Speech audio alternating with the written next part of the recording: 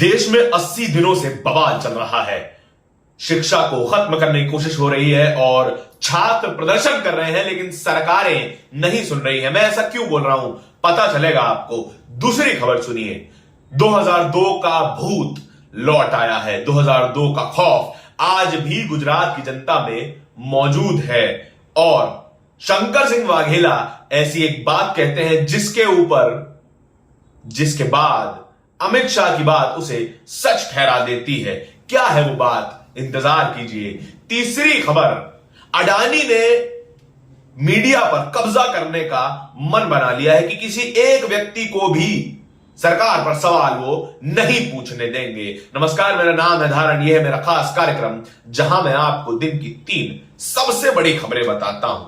सबसे पहली खबर, पिछले 80 दिनों से भारत के उत्तर प्रदेश में बवाल चल रहा है। इलाहाबाद यूनिवर्सिटी में बवाल चल रहा है। छात्र प्रदर्शन कर रहे हैं लगातार 80 दिनों से। और वो क्यों है? क्योंकि इस देश में शिक्षा की जगहें खत्म की जा रही हैं। पूरी कोशिश की जा रही है कि कुछ एक खास वर्ग शिक्षा तक ना पहुंच पाए और केवल अमीरों की बपौती बन के रह जाए शिक्षा।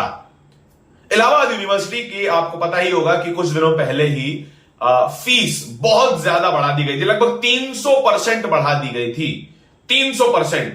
पहले ग्रेजुएशन का करने का खर्च इलाहाबाद यूनिवर्सिटी में 975 रुपए आता था, लेकिन उसे 300 गुना बढ़ाकर, 300 गुना मैं कह रहा हूं, 300 गुना बढ़ाकर 4000 रुपए से अधिक कर दिया गया। 4000 रुपए से अधिक। जो यूनिवर्सिटी 1000 रुपए से भी कम फीस लेती थी, उसकी फीस बढ़ाकर 300% बढ़ाकर 4000 रुपए कर दी गई। असल में ये गुजरात मॉडल है। गुजरात में बहुत सारे प्राइवेट यूनिवर्सिटी है, सरकारी यूनिवर्सिटी बेहद कम है और वहां पर भी लोग नहीं जाते हैं। लोगों के दिमाग में ये भर दिया गया है कि सरकारी चीजें अच्छी नहीं होती हैं। इसीलिए गुजरात में आपको बहुत कम सरकारी स्कूल, सरकारी यूनिवर्सिटियां दिखेंगी। ज्यादातर लोग प्राइवेट से पढ़ाई करते हैं और प्राइवेट यूनिवर्सिटियां लाखों लाख रुपए लेती हैं ग्रेजुएशन करवाने के।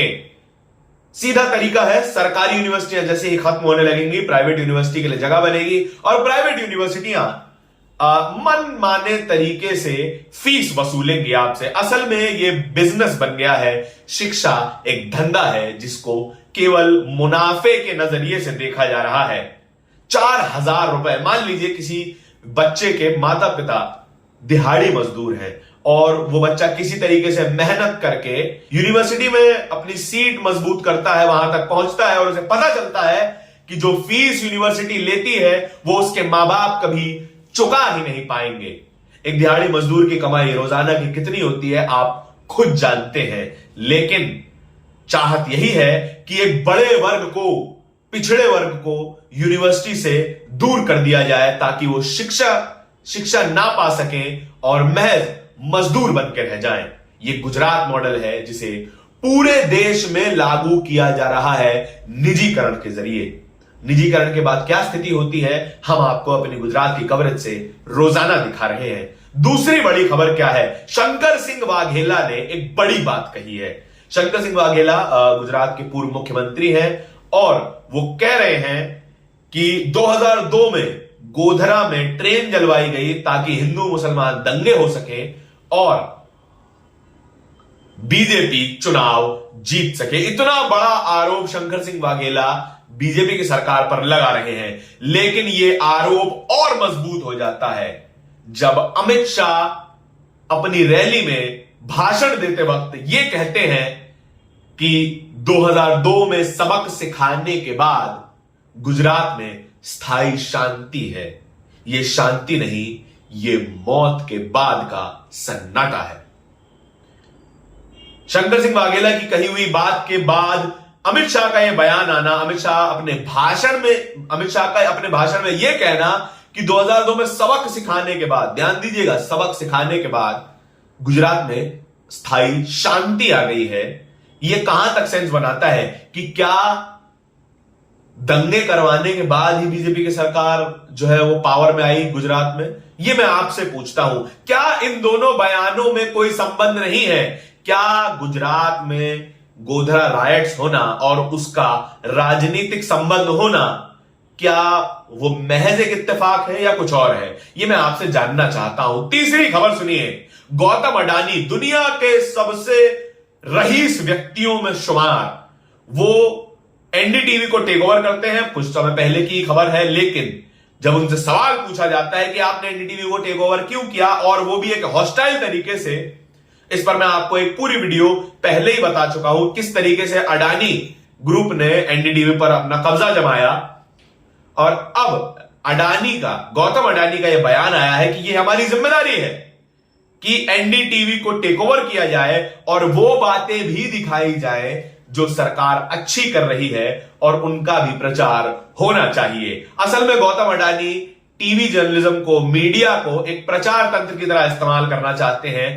पूरा मीडिया, मेजॉरिटी 90% मीडिया, टीवी का मीडिया एक सरकार के समर्थन में है, उनको प्रमोट करता है और उनके समर्थन में ही बात करता है, लेकिन एक टीवी चैनल किसी से बर्दाश्त नहीं हो रहा। और वो भी मैं ये कहूंगा, एक टीवी चैनल का एक शो, मात्र एक शो प्राइम टाइम किसी से बर्दाश्त नहीं हो रहा। और गौतम अडानी ये कह रहे हैं कि सरकार की अच्छी बातें दिखाना भी मीडिया की जिम्मेदारी है। नहीं, हमें जो मीडिया की पढ़ाई में पढ़ाया गया वो ये है कि सरकार का प्रचार करना मीडिया का काम नहीं है। सरकार बनाई ही गई है अच्छे कामों के लिए। जो आपकी जिम्मेदारी है उस पर, उसको पूरा करने के लिए आपको वाहवाही नहीं मिलेगी। आपको चुना गया है जनता के लिए काम करने के लिए। अगर आप ये करते हैं तो ये कोई खास बात नहीं है।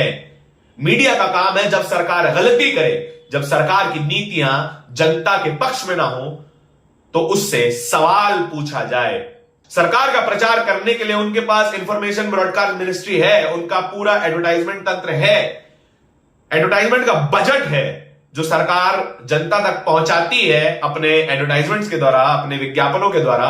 लेकिन अगर मीडिया भी यही करने लग जाएगा कि सरकार की अच्छाइयां भी गिनानी चाहिए, तो मीडिया और प्रचार में, खबर और प्रचार में फर्क क्या रह जाएगा।